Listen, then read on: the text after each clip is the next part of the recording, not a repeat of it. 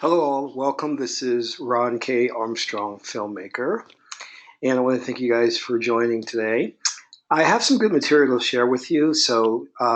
Just so you know, the topic of today's webinar is going to be basically how to finance your film. And I'm calling it like a no nonsense approach because I'm going to be relating to you all, my individual experience on what I went through to finance my film. Now, many of you may be near a computer where you can chat, so feel free to type in any questions. Hopefully, you guys can hear me. If you can't hear me, just chime in and let me know.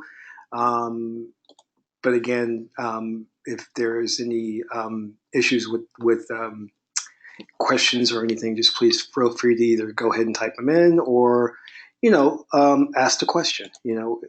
I love to have this kind of like interactive, so I can hear from everyone and get your feedback and things of that nature. So that'd be fun. So just give me a second. I just want to check out the controls here to make sure. Um, let's see what we got going on here. Okay, we have a couple of people here already. So I know as we move forward into this webinar, individuals will join. So let's get started. Let's talk about this exciting subject of getting investors for our projects. Now, what I'd like to cover today is going to be applicable to feature films or short films, because depending on the type of film, a short film can be very, very expensive as well, on par with a good feature film. Um, so just to let you know a little bit about my background, here are some of the films that I have produced. My first feature film was Bugged, and that was a horror comedy. I went on to do a lot of other short films, but I did a film called War is a Bitch, which is a war story starring all women, which was a great experience. It won several awards. And most recently, I've done a film called White Power. It's a comedy film, kind of makes fun of the whole Trump thing and the white supremacists. So all these films you can go and check out online. They're really cool, if I must say so myself. But the important thing to note about these films is specifically that I financed everything, and I don't mean by out of my own pocket necessarily, but I mean by I went around and got the investors, and yes, in some cases I financed it myself. And I'm going to talk about these experiences, and hopefully you'll be able to use these and avoid the pitfalls that many filmmakers get into when they're trying to finance their films. Now, I just want to say quickly that it can be a daunting process. When you have a vision and you have a story and you're passionate about it and you want to tell that story, the one wall you're going to always hit is money. That's been since Thomas Edison invented the motion picture camera. It, it it's always been an issue with filmmakers is finding money. And by the way, that's I don't want to. I got to correct that because Thomas Edison, there were other French pioneers also before him who were experimenting with moving pictures and things of that nature. So I don't want to give him all the credit because a lot of his inventions he did plagiarize. But anyway, you know, what you're going to find through this webinar is a multifaceted approach to financing your film. But more importantly, as I said before, you're going to learn what not to do. And that's very important because, you know, trying to get funding for your film can be just as costly as the film if you make certain mistakes, which you don't want to make those mistakes. All right. Now, a little bit about my background. I did go to film school. I did the whole thing. I left film school and I started my own small startup company. And after that, my startup company went belly up. I joined another startup company, which also went belly up. It was a film company. And at that point, I decided to do consulting. And I was consulting with, major advertising agencies. And some of them you'll see before you right now who, I've worked with, like I've worked with Juicy Juice, Dunkin' Donuts, Pfizer, Walt Disney. So it's been great experience in working. And these are just a few. I've worked with a lot more that goes on, Johnson & Johnson, things of that nature.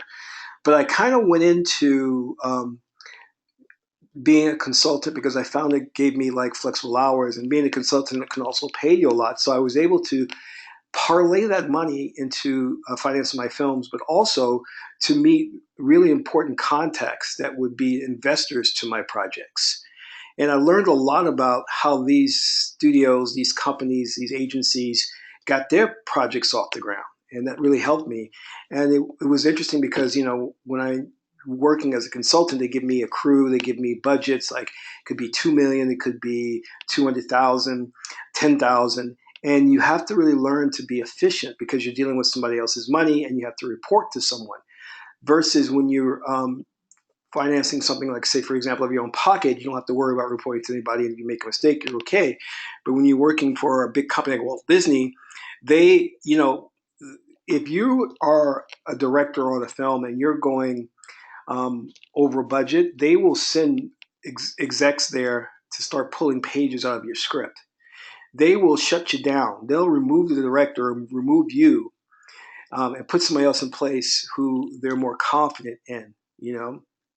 And but typically that usually doesn't happen because you have a completion bond, and that completion bond says if you go over budget for whatever reason, then that completion bond guarantor will guarantee that the film will be completed by giving you the incremental funds.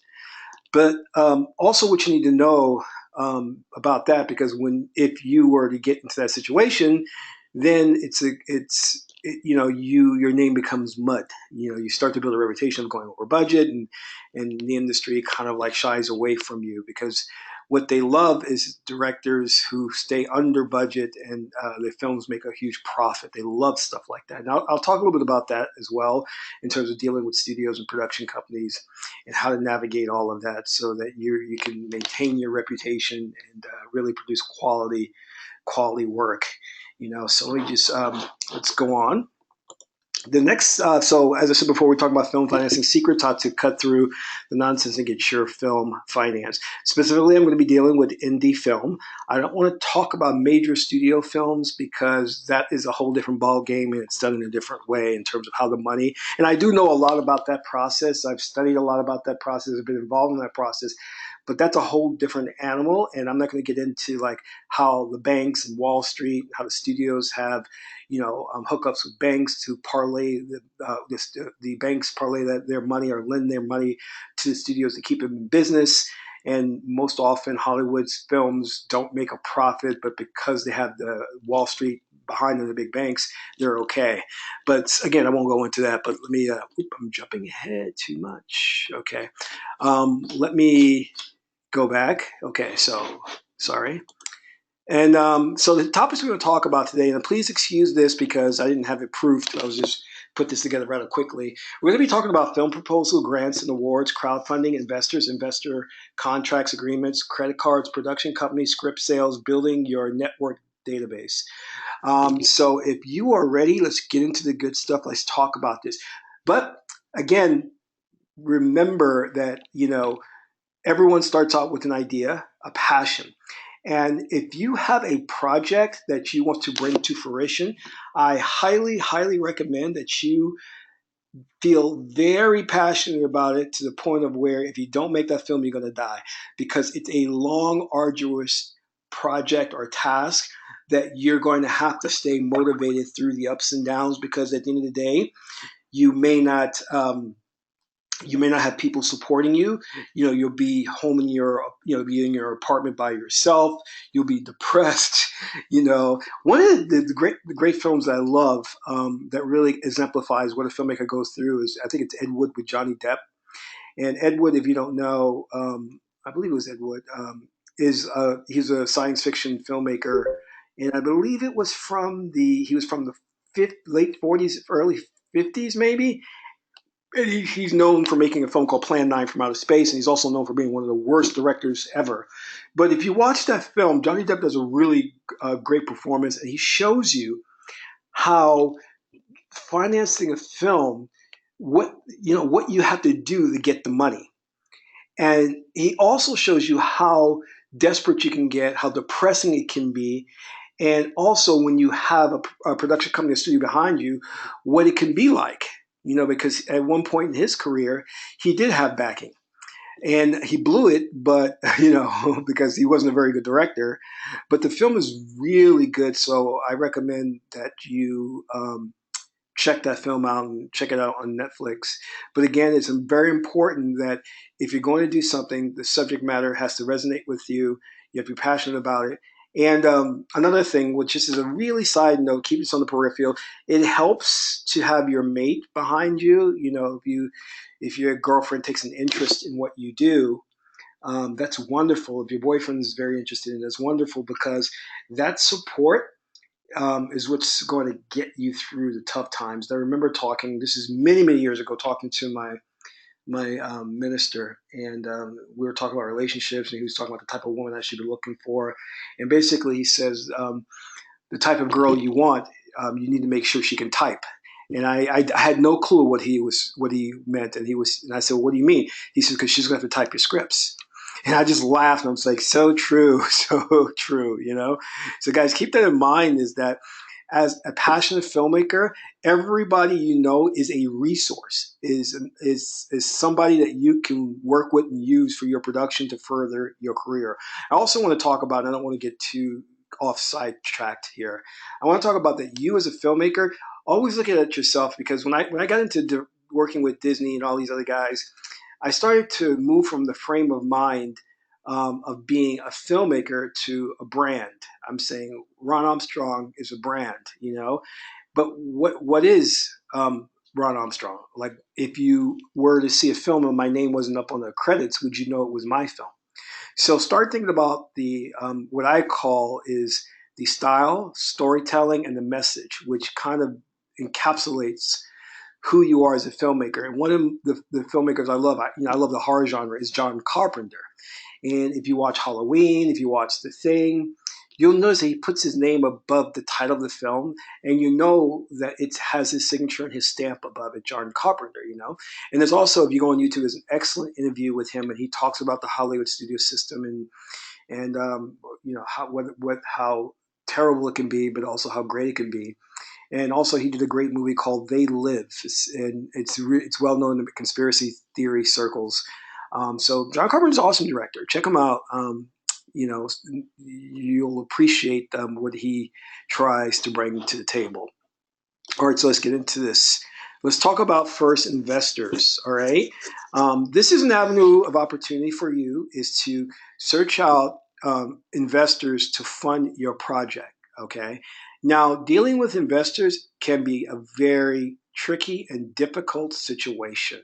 I've had a lot of challenges with investors, and when I talk about investors, I actually don't even use that term so much anymore, because I call them influencers. Because now we have crowdfunding, we have social media. So the most important people are influencers, because they can bring you more people and money. But still, the term or the word investors should apply here. Now, investors aren't anybody. There can be your mother, father, brother, cousin, uncle, doctor, dentist, boss. When I was making Bugged, I literally hit up everybody I could to take part in my production. And no one was off limits. You've got to have, and let me just say this also. If you're a shy person, if you're not good at pitching, if you're not good at selling, don't make a film then.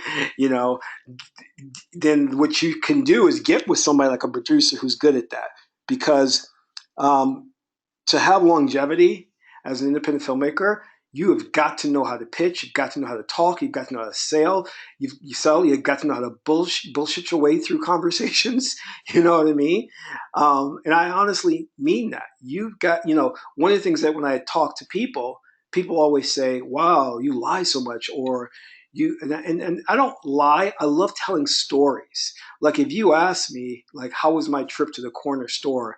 It's going to be an adventure. I'm going to tell you, I met an elephant, and then the elephant came off the spaceship, and that's a really an essential skill for a filmmaker, to be able to embellish upon stories. Now, let me go back, because I want to clarify. You should never lie to an investor. That's the one thing you don't want to do. But when you're talking about your film, you have got to seed it with so much emotions, because that's what's going to sell it to an investor. Sometimes a lot of investors that I met threw money into my projects, not because the business proposal was solid, because they believed in me, they saw the passion for which I had for the project. And there's a term that says energy is transferable. The way, I also studied hypnotherapy. And one thing you learn that if, in order to get somebody feeling a certain way, you have to first feel that way. So if you're not feeling passionate and good about your project, they're not going to feel passionate and good about your project. All right. First rule of thumb always target people with money. Um, get rid of people. You need to make a list of people, whether you know them or not. Make a list of everybody that you may come in contact with. You don't have to talk to them. Just say, I know this guy. He works as a broker. I've seen him, but I've never really talked to him. Put his name down on your list. Create a list. Put his name down on there. You know what I mean? What you want to do is eliminate people that you think just don't have money or who wouldn't invest in the first place. Because you can waste time on people who, I've wasted a lot of time on people who didn't have money, but because they loved the idea of someone um, kissing their feet or coming to them for money, they would string me along, if that makes sense. All right. So target people with money. I don't need to go any more about that. You should know who has money. I remember a quick story here. I remember when I was working for a stock brokerage firm, and the only reason I worked there was to meet the brokers to get them to invest in my film. But I remember working there, and the NAACP came there and did a big event, and they invited people there. I never got an invitation. So I called out the NAACP and I said, well, why did I get an invitation?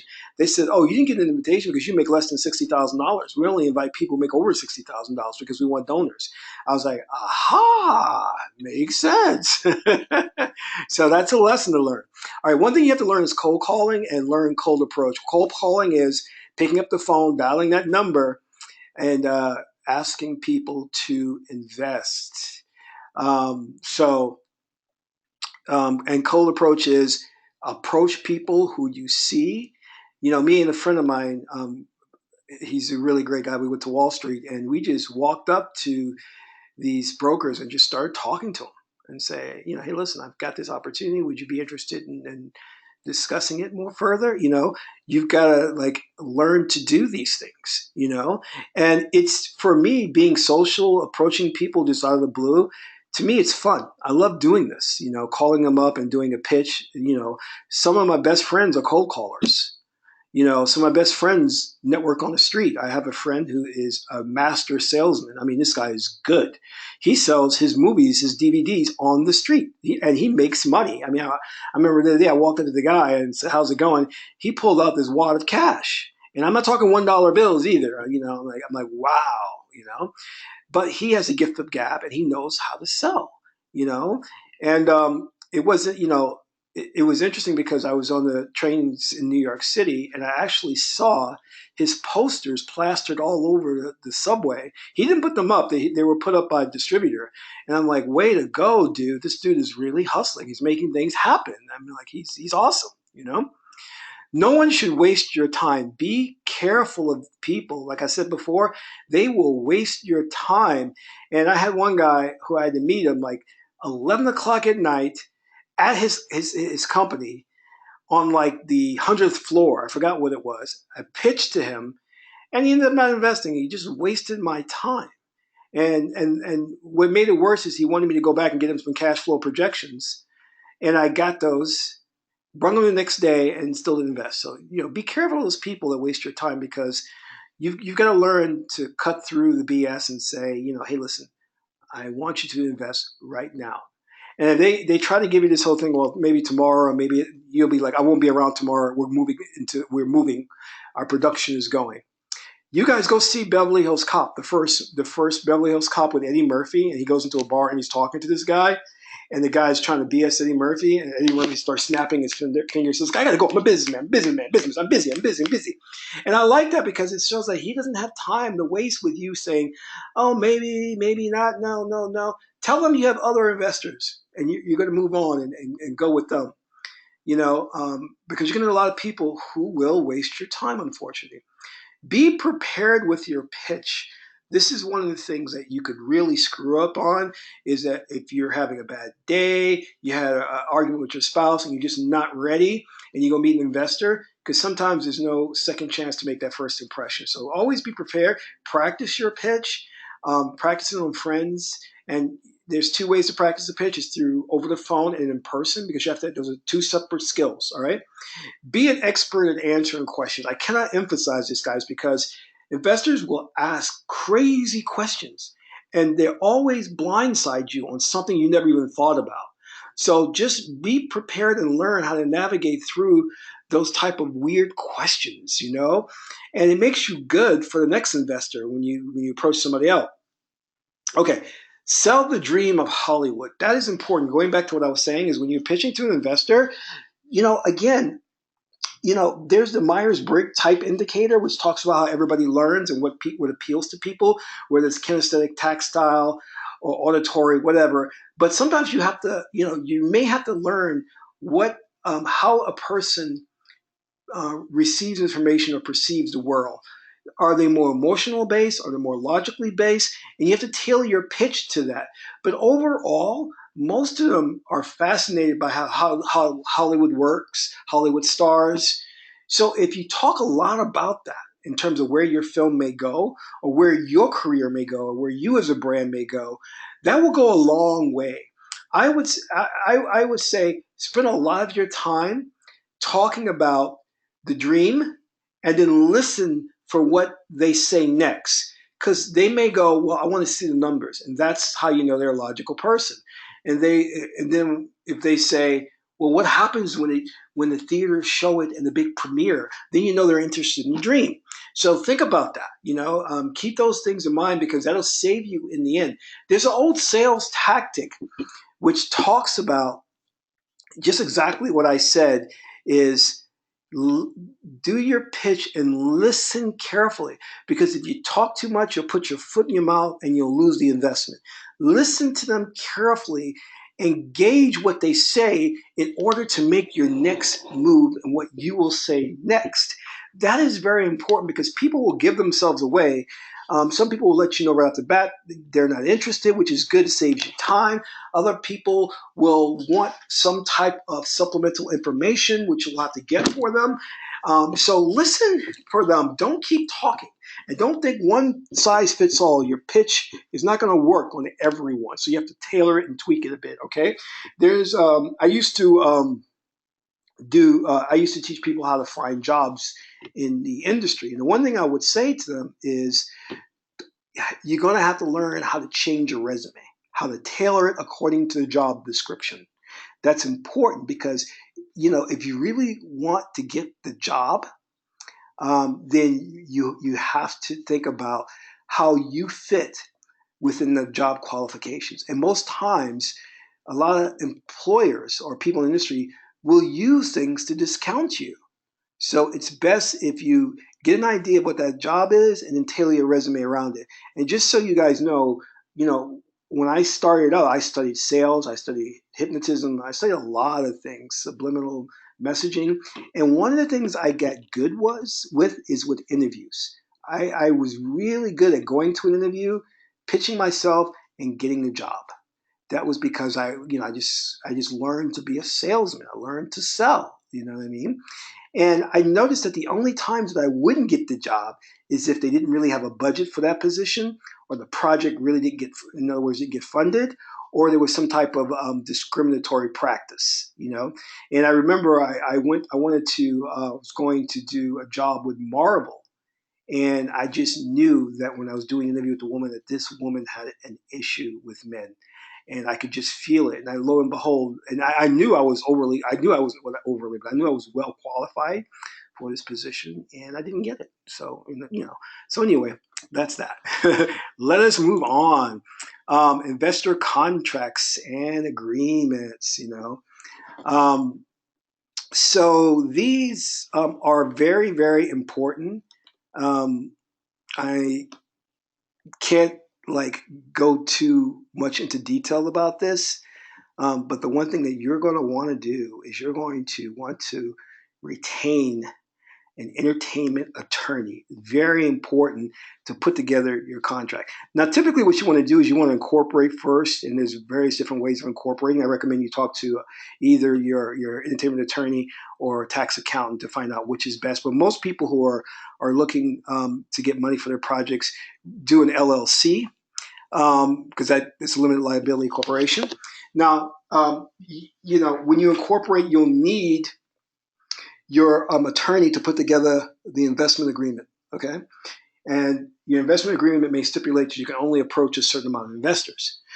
And I'm not going to, like I said, I won't give too much advice here. You need to talk to an attorney. I'm not going to dive into all of this, but it can get costly. You can pay anywhere from $5,000 to $10,000 for a contract to get your investors, just to put the contract together so your investors can sign.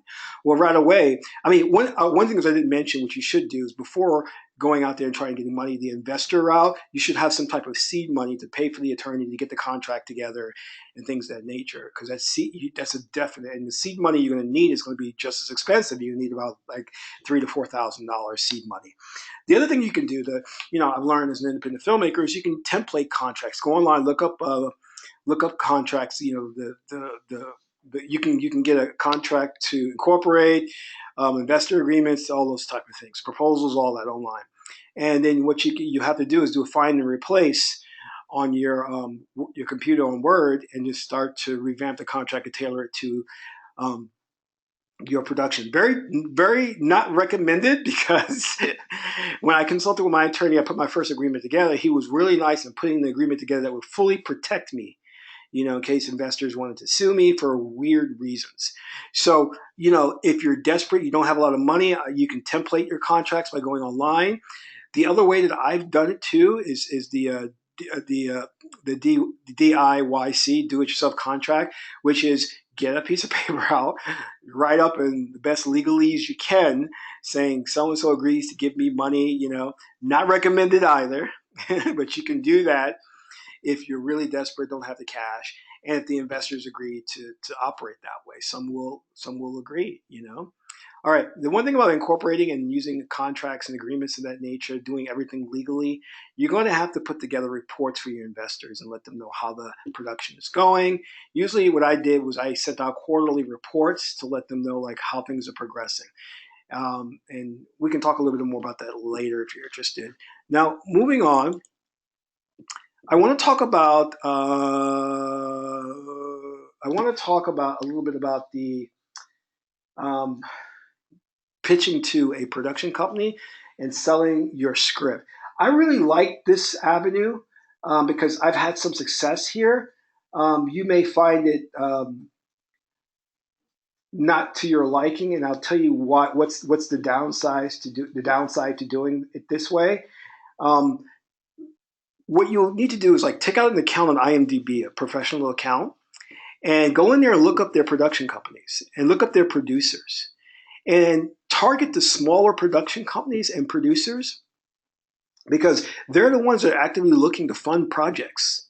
And I've always told the story, which was a really great story. I remember meeting the trades once. I think it was the Hollywood Reporter, and I read where a producer had got, she was financed by a bank to bankroll 3 pictures from her small production company. And I think, what did they give her? I forgot what they gave her. They gave her like $3 or $4 million, right? And so I wrote her a letter congratulating her on getting that funding, and basically that was it. I think that's all I said. And lo and behold, a week later, she called me and said, "Hey, thank you. What projects have you got? Let's talk." So I pitched to her some projects, and her and I started working together. So think about that avenue. The downside, as to what I was saying before, is that it can take a long time to bring it to the screen, because then the production company, if it's a legit company, will take your project through development. And when it goes through development, and then there's a chance it may not actually get to where it needs to go, which is on screen or distributed. So, but it's a really great route to take. I did that with one film. I was a feature I was doing. I got it financed mostly 90% by this small production company in New York. And all I did was I was at an event in LA. I ran into one of the guys. I don't even know if he was an intern. I forgot what his position was. I think he was in acquisitions or something. And I ran into him I actually ran into him at a screening, but you know how they have those trays out there where you go and get some food. So I went out there and I think I was getting some shrimp or something, and he came there too, and we started talking. And I gave him my card and I told him about the film I had in mind. What I wasn't thinking much of it. When I got back to New York, he called me, and he and I thought it was not going to like amount to anything, and it actually did. And they wrote me a check, and it was great. And then I had like their full production company resources behind me, and my film was like from that point on. It was actually that was one project that got rolling pretty quickly, and they paid me a salary, they financed the picture. They had their attorneys working with me, and it was an awesome experience. They did all the casting. So I met the president of the company, and it was great. Him and I spawned a really wonderful relationship from that point on. And another thing that happened from that, once I did that film with that company, other companies wanted to approach me to pitch a project to them. They're like, "Hey, we heard you worked with this production company. Come on out and pitch to us. We want to know what you're doing next, or maybe we can work together." It was awesome. So anyway, read the trades. Hollywood Report, all the trades out there online, or get physical copies if they have those anymore. Keep up to date on what new production companies are formed, what subsidiaries are out there that you can pitch to. Now, here's the deal about it, right? So, you know, you have to typically, you can't just walk up to somebody and pitch your idea, because, production companies are very shy about that because they can get sued if they produce a film that's very similar to what you pitched. So you have to go through your agent or entertainment attorney to pitch to them. Or if the production company may, in fact, and I've had this happen, will send you a release if they don't want if they're not going to require you go through an agent or attorney. They'll probably send you a release. I had one guy I called up cold call, and it was to a well known. I'm not going to mention the actor's name, but it was a well known actor, A-list actor, and it was his production company. So I called up the production company and I said, "Hey, I have this project I read specifically for your talent. I'd like to pitch it. We don't accept. We don't. You can't pitch to us like that. You have to go through an agent, attorney, or an attorney." I kept calling and I hounded him till finally he goes, "All right, I'll send you a release. And if you sign the release, then you and I can have lunch." And I was like, "Great." So basically, let you guys know what the release is about. The release basically says you can never sue us under any circumstances. We don't care. We produce your film produce a film that's similar to yours, or we steal your concept. You can never sue us. So be careful about signing that release. You're signing your life away and your project away. And I've actually got a project. I won't say stolen, let's say plagiarized, and when it happened, I got an attorney. It was really not, the attorney was awful. He wasn't a very good attorney. And I tried to sue him. And that's another story for another day. All right. So the great thing about these production companies is that we're not dealing with the traditional film companies. Now we have the birth of all these other companies that are out there like Netflix, Hulu, Amazon, and they're all looking for content. So there are a lot of success stories where people show their short films or their web series on YouTube, and these companies saw it and bankrolled them to make a bigger budget version or produce projects by them. So the online arena is really taking off in a great way to start targeting. What I would do with this is, what you can do? This is really a smart way to go about this. Go look at some of the very commercialized stuff that's on YouTube. And then research and find out a production company that produced that, and then pitch to that production company. Just call them up. And the one thing, you can get away with a lot of stuff. I learned this from this guy used to be my boss, and he worked for this production company, and he would have me calling people, and I love what he would say because it worked every time. He says, when you call them, they're going to put up the wall, the gate. He says, just play dumb. Like, say you're new to the business, you didn't know that you have to get an agent, or you didn't know anything. And he's just like, when you do that, they're more willing to talk to you and help you and keep the conversation going. So just do that. Just say, hey, I'm just calling you. Oh, I didn't know that I would have to talk to so and so. Could you put me in contact with them? And always be nice to the administrative assistant. Don't call them secretary, because they're the ones that could really be the next head of the company or studio. So network and just send them a nice card and thank them for their time. Let's talk about credit cards. That's a really interesting way to finance your film. I've done it with credit cards. Now, the interesting thing about this, it ties back into your company that you form, that you incorporate. Remember, I talked about you can do a subchapter S or LLC, whatever. But the thing about that is, which is great, is that when I formed my first production company, if your personal credit is in decent shape, if you form a company, the bank will, in fact, give you a corporate card, and it can also grant you a loan.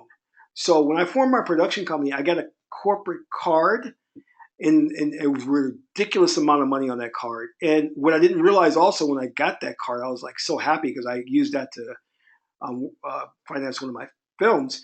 But not only that, the bank solicited me. They actually came after me to give me a loan, and I took the loan out, and that I used that to finance the film. All right. So the one thing you want to make sure of if you do this, again, you have to have decent amount of credit, personal credit. Make sure that these cards have a low interest rate. If it's a high interest rate, you're going to get yourself into a world or trouble.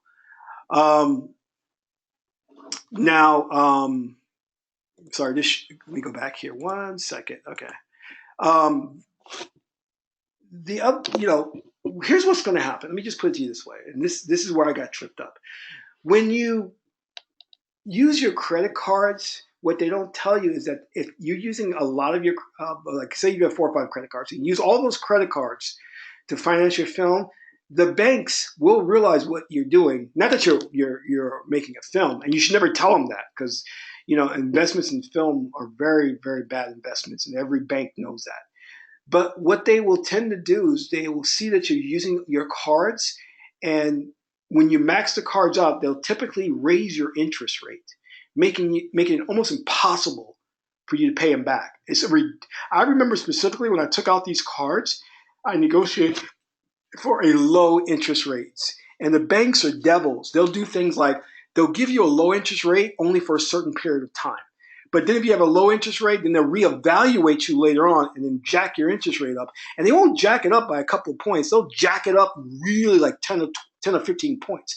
Ridiculous stuff. And there's a max that by law they can't exceed that max. And they do it on purpose.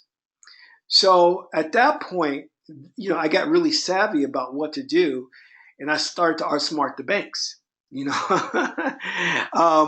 Now this other one is like refinance your hour. That should say house. Another way you can do it, which is I did a refinance a house, which gave me a lot of income to parlay that into completions funds for a feature I was doing.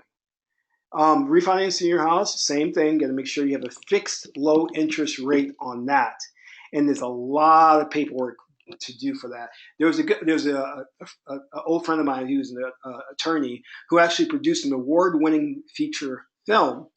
Went to Sundance, got all these praises, and he actually did it by refinancing his house. And I remember talking to him about it. We met, and he's a great guy. He was like, Ron, I'll never do that again, because it could be a headache, the paperwork and everything. So I already talked about incorporating to get a lot of credit. Just be very careful with this, guys, because debt is something you don't want.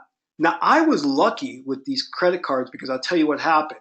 I financed everything through the credit cards and the loan through the production company I formed. And immediately after that, I sold the film to a distributor, and the distributor came along and paid off the credit card debt. All right.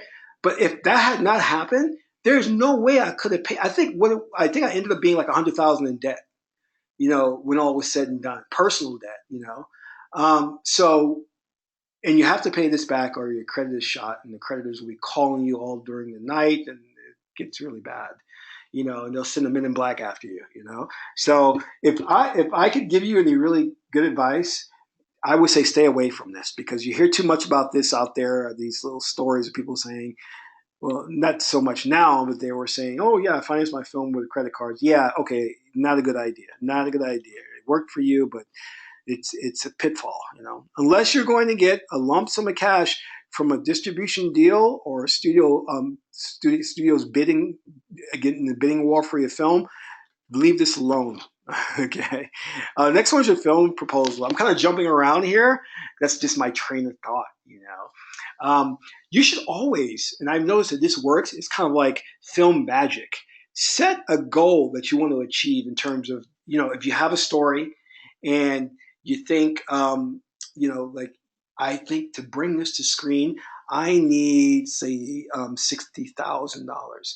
And it's all right, set that goal and then work towards it. And then when you get a production manager, a good producer, they can actually do the budget and figure it all out.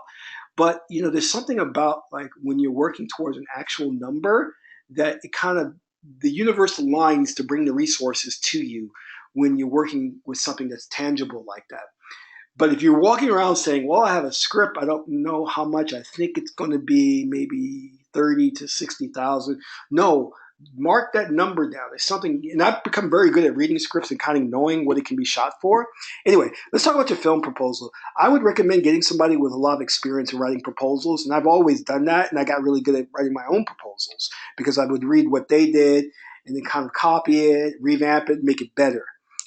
But the film proposal is like this is the meat and potatoes of how you're going to sell things because this does your selling when you're away. When an investor is going home with his wife and kids or her husband and kids or whatever, all she's going to have is that proposal to review, and that thing is going to have to be super, super exciting and detailed to give her or him a good picture of why they should invest in your project. You know what I mean? So I say get somebody who's really good at doing this.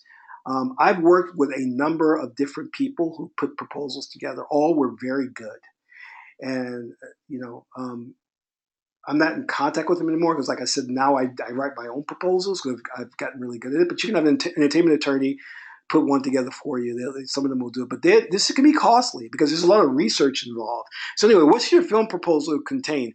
It should contain your story synopsis, bio of yourself and cast. Sorry, I should say A and D. Character breakdowns, stars, and here's what's important. If you can get some names attached to your project, that would be awesome. That goes a long way. They don't have to be A-list actors, but just some names. Um, the trick is that when the way I've done it, I've just called up the agents. I saw an actor I like, called the agent and said, "Listen, I got this project. I want to use your talent. Can we talk about this?" And they'll be like, "Well, send me the script." But the most important thing that they're going to ask about is they're going to say, "Do you have financing for the project?" And there's where you're going to get stuck. It's like you ever go for a job and they say, well, like, you don't have experience. Well, how am I supposed to get experience if no one gives me a shot? So the talent is not going to sign up to your project until you have financing and usually investors are not going to invest in your project unless they know you have good actors. So it's a tricky situation, but there's ways around that. I've negotiated all types of deals and I've become very good at working these deals out with agents. And some of the things you can do, and I'm going to give you guys a little secret tip here, in which would go a long way. If you watch the film Ed Wood, you'll know what I'm talking about. But one of the things you can do is we have this perception of the way things should be, and everybody's afraid to break the rules. You know what I mean? Let's say, for example, I want to use Brad Pitt, right? And so, Brad Pitt's agent says, well, to star in your film, we want at least $6 million. And I'm like, wow, can't do that. So what do? I say, you know what? I'm going to rewrite my script and so that Brad Pitt can appear in just one scene, right? One scene that's going to last maybe 90 seconds. And I'll go to the agent and say, well, how much does he want for a 90-second very important role in my film? Well, and then they'll start asking about the subject matter. And I'm like, well, it's about global warming. And I know that Brad's really interested in the environment. This film is going to be very important. well, since it's about global warming and there's only 90 seconds you need them for, you know, give me $10,000. Give me $10,000. So I'll give Brad Pitt $10,000. Then when I release the film, guess whose name is going to star? Is going to be the first in the credit? Here's my film, The Danger of Global Warming, starring Brad Pitt. And even though he's in 90 seconds of the film, you know what I mean? You've got to think a bit savvy that way, and then, to get that film financed, then you go to your investors and say, listen, I got this film, I got Brad Pitt. He's willing to do it, but he's only available for a certain amount of time, which is in August for 2 days on a full moon, whatever, you know, just create that sense of urgency so they invest right away. And this again goes about embellishing stories, and so when they hear Brad Pitt, they're not going to be thinking only 90 seconds of screen time. They're just thinking Brad Pitt's in the film, and then they may even go further, which is common. What investors will do is say, well, can I meet him? Can I come to the set? And then you negotiate further. Well, I might, he doesn't typically allow people who who aren't cast members or crew member on the set, but maybe I could, get you on the set if you threw an extra $5,000 and $10,000 into the film. So learn to negotiate. Anyway, okay, so next thing is you want your character breaks down, stars, names attached. Any awards that you have achieved, or you like my DP he won an Emmy, so or whatever. So anything like that can help you. What's going to be very important that the investors are going to want to see is your distribution plan, the schedule, put on your key milestones, and any cash flow projections. And you need to consult an attorney, because I remember back in the day, it was common to put cash flow projections, and I was working with this one really good attorney. It was like, don't put those in your proposal, because he didn't want he didn't want me to commit to any type of money that could be a possible return. Because sometimes investors aren't savvy sometimes. And if you say something like, I say that I think my film, which is budgeted at $1.3 million, could gross at the box office $20 million. Now, I could be sued for saying that if it doesn't make $20 million. So you have to be and especially if you're putting that in cash flow projections, you know what I mean? So typically with cash flow projections, you can put down is like, here's how the money will be spent and partitioned out to the various different production departments. And one thing you can get away with that may not get you in trouble legally is if you cite as a baseline other films that are similar to your genre and how much they have earned over the course of time in the different channels, such as online, theatrical, DVD, streaming, things of that nature. So you can include those in your proposal. But make sure it's worded so that there's no commitment to saying that your project is going to make on par with those other films made, because once you commit to that, you could open yourself up for a major lawsuit. And I've had it, and be careful where investors will talk to each other, get together and file a suit together. I've never been sued, by the way, never been sued, but, been close to having investors be angry. I had one investor who somehow thought that I had made a ton of money off of film. And I went to some vacation spot and blew a bunch of money.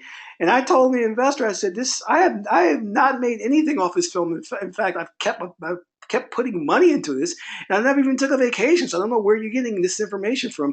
But they would get it together and talk, and rumors would fly and things of that nature. So just be very careful of that. Also, with your schedule, again, just only key milestones. Don't put too much in there. And also, the thing you want to be careful about is your script. You don't want your investors getting script approval or reading too much into the script. I mean, you're going to have to let them see the script, but just be very careful about that, because they're notorious for wanting to have too much control, and they're not. Most often, they're not savvy in terms of how things work and what the audience wants, or even about like how you envision something. So that could be a major issue if they're reading a script and they have issues with the way you write a character or the way an action sequence happens. And then it becomes a headache because they're going to start to micromanage you, and you just don't want to deal with all that. So I try to give them the synopsis. If they want to see the detailed script, then I go into uh-oh mode. I go, uh-oh, wants to see the script. All right, this investor could be a problem, and then you'll have to, once they read the script, you'll have to be in damage control because they may not. I've actually had investors like try to cross out pages because they didn't like certain scenes. And I was like, you can't do that. And I've had to like say, take your money back. That's not going to happen. So just be careful about that. And again, I refer back to the movie with Johnny Depp and Ed Wood. There's this beautiful scene where he has an investor who just would not stop micromanaging the production, and it drove him absolutely crazy. And that's true. Don't think that movie is just exaggerating. That's how it is sometimes. You know what I mean? Let's go more into detail about this. Let's talk about crowdfunding, right? All right. Let me give you the real deal on crowdfunding because this is like supposedly the popular way to fund your film. And there are crowdfunding sites that can help you with that, like Indiegogo, Kickstarter, GoFundMe, Patreon. And there's another way that I've used, which is building your private website through PayPal and taking donations from that. Now, let me talk about crowdfunding. I know guys who are making a ton of money off crowdfunding, right? And the only way that they've done it is because they've either appeared on the late night show or appeared on the Breakfast Club and pitched their projects. But other than that, unless you're getting that type of major exposure or some major film blog site is going to write about your project or a number of them write about your project, crowdfunding is very difficult, very challenging because, people don't know you. They don't know your project. So what basically crowdfunding is for those who don't know, you go to these sites, you create a microsite around your project, and then you direct traffic to the microsite, and hopefully people will donate. And if they donate, they'll get something in return, like a mug or a T-shirt from the film, merchandise, usually merch. But the thing is, the guys that I know who have done this successfully, really, they've already built a following. And I'm not talking about small following. I'm talking about at least like 500,000 people follow them. So they bankroll their own projects. They're able to just continually put up crowdfunding campaigns where the people are so loyal and they have such a large base of them that they can just keep making film year after year after year. And there are two guys I know who are very successful at doing this. And it's only because either, like I said, number one, they appeared on some popular radio show or internet show, or number two, they've worked their asses off for at least 5 years to build an email database. And I'll talk a little bit about that later. Email database of influencers. All right, so those are the two ways. But I really shy away from the crowdfunding thing because, for one, my projects are very expensive, and when I write films, unfortunately, I write things that are like $300,000-$400,000 to shoot, and that's very hard to finance with crowdfunding. LeVar Burton did a crowdfunding thing, and I think he got like $1 million or so, and he wasn't even targeting $1 million. So he did really well. And sometimes you can hit jackpot, but most oftentimes it falls short. And then what happens is you'll need to find out the rules per crowdfunding site, because some of them, like Kickstarter is, I believe it's all or nothing. And what that means basically, if you set a goal of $50,000 and you don't achieve the $50,000, you achieve, let's say, $30,000, you don't get the money. Where I believe with like Indiegogo, if you raise above a certain amount, even though you don't reach your goal, you still get the money. So each one you have to go and read the rules and obey the guidelines and everything like that. But again, I would say this. And there's a filmmaker named Darius. He has a really awesome YouTube channel. And he talked a lot about this, and he's kind of well known. He says, we didn't make our goal, and we got write-ups and blogs and things of that nature. So it's very difficult to go this route unless you've got a large fan base of influencers already following you. If you're some type of personality, if you're a shock jock or somebody, other than that, it's going to be very hard to just get people to jump into your project. All right, so just be. What I like about Patreon, this is a good one too. Patreon allows you to accept money over the course of time. It's like having like residual income. The people that I've seen who use Patreon, they have YouTube web series or channels. and where people donate. And what it does is it sets you up on a recurring payment. So, for example, if you had your own like YouTube talk show and you had a Patreon account, I could donate and have, if I wanted to donate, like say for example, $50 a month, it would come out of my bank account every month, $50 to your Patreon account. And this is great because I've seen guys who have these YouTube channels do very well off getting Patreon supporters. You know, now I would use Patreon and connect with the people who are close to you in your social circle. And you could say, listen, I have this web series. We're going to shoot an episode a month. Could you support my Patreon account by giving $40 a month, for a year or whatever? And that works. That works really well. Versus using Indiegogo, Kickstarter, and GoFundMe, because it's more likely that you're going to need a lot more people coming and supporting you, versus with Patreon, you can target specific people for specific amounts, if that makes sense. Getting 3,000 a month off Patreon supporters is good. It's not going to fund your film, but if you've got something going on, like I said, like a web series or internet talk show or something, that it's very helpful to get that extra $3,000 or $4,000 in cash to put to the production of your show. Now, going back to Indiegogo and Kickstarter and GoFundMe, each one of them have their own ecosystem, meaning that they have a type of culture about them that you should become more familiar with and understand. GoFundMe is, to me, it's more about social issues on GoFundMe. You'll see a lot of people who have down on their luck. There are some filmmakers there, but the large part of filmmakers are on Kickstarter and Indiegogo. Indiegogo, I believe, was specifically started for filmmakers, and Kickstarter is a great platform if you have a startup company or if you have a concept for a product. You can go to Kickstarter, and they have a large base of support there. The way to really do these things effectively is to build an email list of influencers or followers. And when you launch your crowdfunding campaign, send out an email blast and direct them to your page on the crowdfunding site to donate. And with crowdfunding, you have to set up a certain amount of time, whether it be like 30 days, or I think the best, when I was doing this back when, the best campaigns are run on like the most of 30 days. You don't want to do anything longer than that. And then they break it down this is broken down into a science to where if you don't get at least, I forgot what it was, like 20% in the first week or so, more than likely your project is not going to get funded to completion.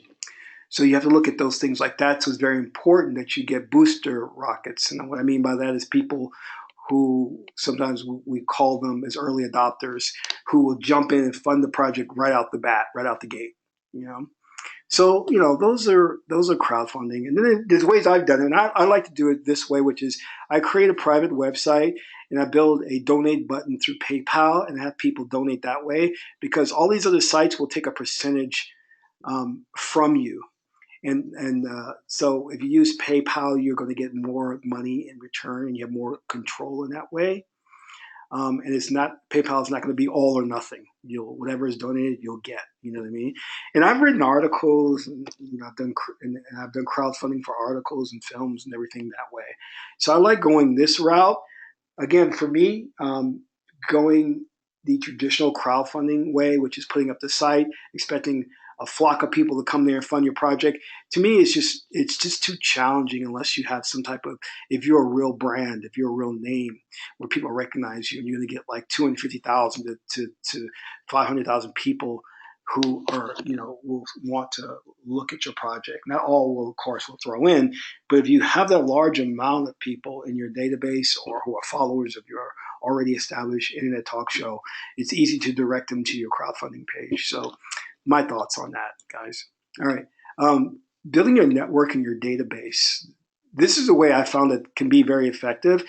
When when I meet people, I always get their email address or their phone number. And when I get their email addresses, I put that into my email client. I'll talk a little bit about that later. And I build my goal originally starting out, and I learned early on about internet marketing from this very wealthy guy. His name was Jim Edwards, and he was a guru marketer. I love this guy; he's awesome.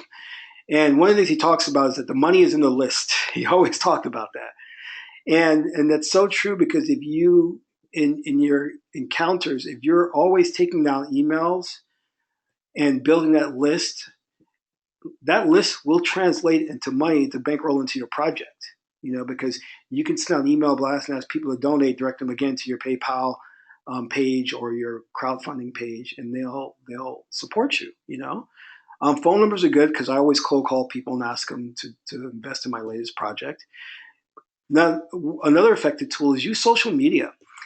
Use Facebook, Twitter, Instagram, YouTube to generate interest in your project and ask for donations or to connect with investors. Here's a secret to dealing with this. What I've done is I've hired overseas help.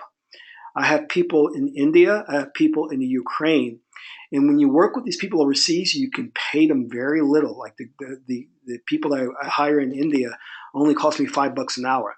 And what they do is I call it data mining. They'll go online and search for investors. I'll give them a criteria of what I'm looking for, and they'll find these individuals and put them in my database. And then they'll even reach out and contact the individuals on my behalf. And you can use that as a great avenue of opportunity to build up your investor lists or your influencers. They will also help you with the social media accounts, whether it be perusing those social media accounts for influencers and people and connecting with them and asking them to support your project.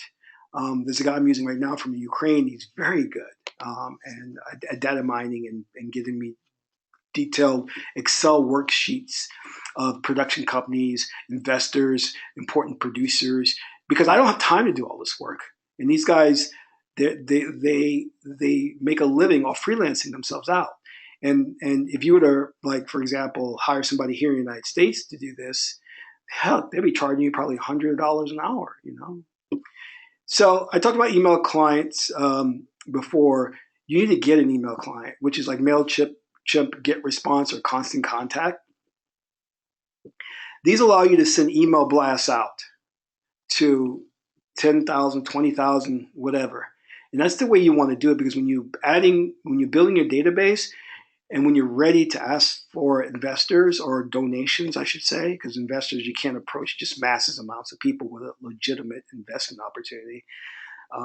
You're by law you're contracted to only approach a certain amount for the offering. But when you're looking to get support for your projects, if you build that database and it's not full of people who are dead wood, it's real people who know you. I deal with right now. I'm dealing with one company, and I manage the database, and they have about, I think it's like 1.5 million people in their email list. And one of the things that I do is I create their campaigns and manage their campaigns. So what the trick that they use to get people to fund their projects, and they produce a lot of internet programs and things of that nature, is they have something where they call a cold list, a warm list, and a hot list. And they move people from the cold to warm to hot. And the way you do that is that when you send out an email, people may not be interested in your project right away. Sales philosophy talks about it takes somebody 3 exposures to your offer to get them to support it or get them to invest. So they have to get 3 emails before they eventually decide, hey, this is a project I want to support. So don't think because you send out your email blast and no one's responded right away that it's a failure.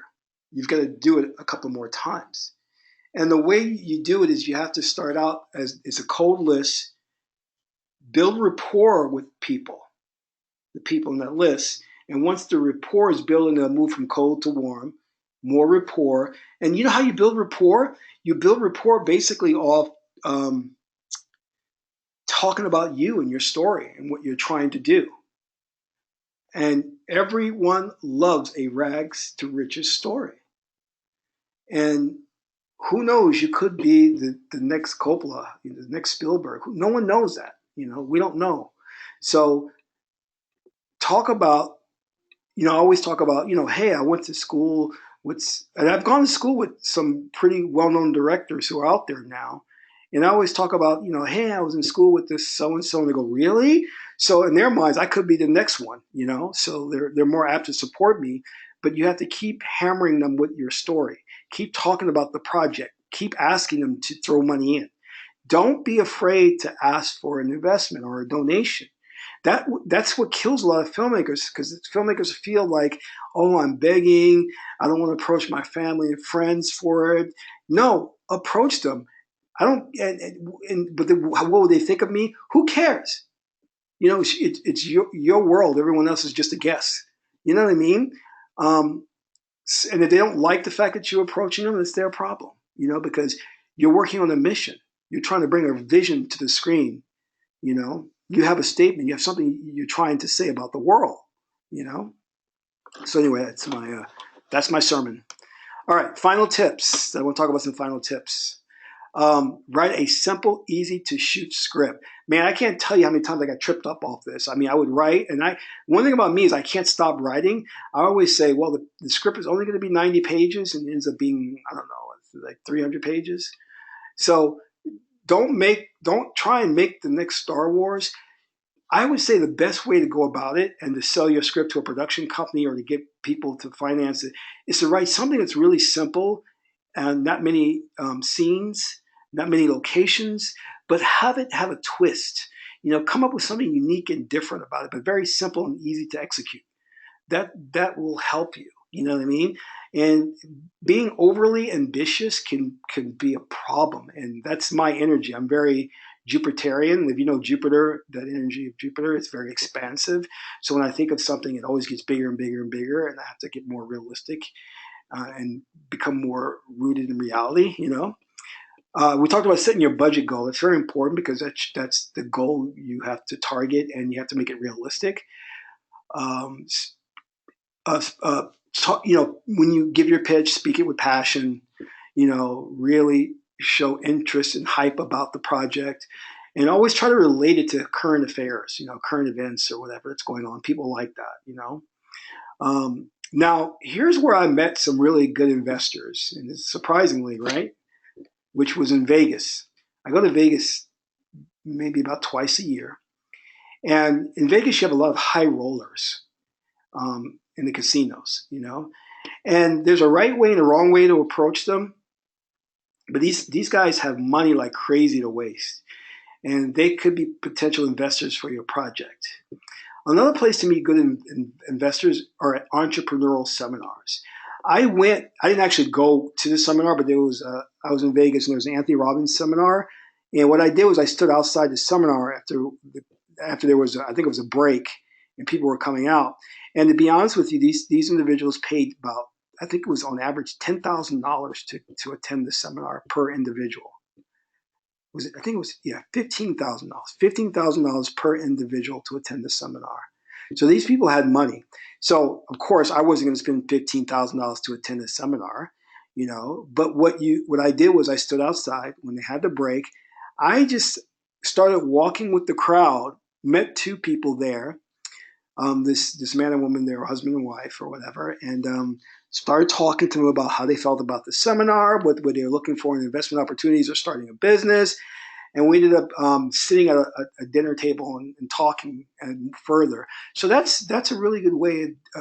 But again, it's all about learning how to network, having the gift of gab. And what you want to do is you want to be a ninja. You don't want to come out and say, hey, I got an investment. Will you invest? I did that once by accident because a friend of mine set up a meeting between me and this woman who owns a restaurant. It was a really fabulous restaurant. And he set it up for the express purpose of her investing in the film. Now, he didn't tell her that I was looking for an investment. He was just arranging the meeting. So she said, "Come to my restaurant. I'll give you free food. I'll take you on a tour of the restaurant, which was 2 floors, beautiful." So when I met her, the first thing I did was ask for the investment. And luckily, my friend was there, and he was like, "Shh, shh, don't say nothing yet," and because I was just so anxious to get the money and fund my project, that I didn't realize that not only was she an investor, but this woman did like an awesome thing. She started this really great restaurant with food that was great, and the clientele were very like they were artists. They were very influential people. And I needed to take the time to absorb that and look around and see that instead of rushing to ask for the investment. So my friend was there. He stopped me, and he was smart, and he saved me. When you're approaching investors or anyone, always ask for referrals. If someone doesn't want to invest, say, "Great, do you know someone who will invest or would be interested in investing in my project?" That's very important because you may hit a dead end and you may say, "Well, I don't know any more people, or I don't know where else to go." But if you keep asking for referrals, ask for 2 or 3 names if they can throw your way that you can approach on their behalf, or if they can make a call for you to set up a meeting. That's great. Use a multifaceted approach to funding. And this is what I mean. There's some projects that I funded based on partial credit cards, partial bank loan, partial investors, partial production company coming in. And sometimes production companies will do co-productions together. So I've done a lot of different things like that. I experimented in all kinds of crazy stuff that some worked out, some didn't work out you know so use a multifaceted approach where you can. Now, guys, again, realize that the films that I'm making weren't small films. These were films that had high production value, effects. Some had name actor or B-list actors, whatever you want to call it. So nowadays, I see individuals, and I don't like this trend because the digital revolution has changed everything, where people can pick up a digital camera and call themselves filmmakers. But I went to a film festival recently, and I saw a lineup of films that I thought were horrible because the filmmakers just shot something and called themselves filmmakers. And the sound quality was bad, the cinematography was bad, and they had no ability to tell a story. So those things are key, essential things to bringing a film to the screen, and to pitching to your investors, because investors will. Every investor I met was always concerned about production value or quality. They did look at that. That's one thing I can say was a common factor among many of them. And I'm glad that most of my productions have had high production value. So anyway, don't want to get sidetracked. I did talk about hiring overseas help, cold callers, email senders. I did talk about that. You can get cold callers to make calls to pitch to possible investors. Don't use cold callers from India or the Ukraine because they'll have a thick accent and it'll be very challenging. Investors won't know what you're talking about. So yeah, that's that. And listen, if you need any support or any more guidance in this area, I am available to help. There's my email address. Feel free to email me if you have any questions whatsoever. I am available to help. And I hope that you really enjoyed this, and I hope that this has been fruitful and that you've learned something from it, and that you will avoid the mistakes. And if you want to call me, you can call me. I think it's a typo. Gosh darn it. It should be 347 903 5535. That's my number. 347 903 5535. And I'm available anytime. I'll talk to you. I'm very open about giving advice and helping other filmmakers. You know, I remember one time I called this filmmaker who had a film at a festival, and literally the guy didn't want to give me any advice. So and I never forgot that experience about how selfish he was and how he wasn't willing to pass on his wisdom and knowledge. But anytime you guys want to chat, talk, email me, give me a call. Love to hear from you. So with that, that's all I have to share, and I'll bring this to a close. If no one has any questions, you can definitely type in the chat, or okay, I don't see any questions, which is good. So again, thank you, and I appreciate your help. This is Ron K. Armstrong, filmmaker, and that's all for now.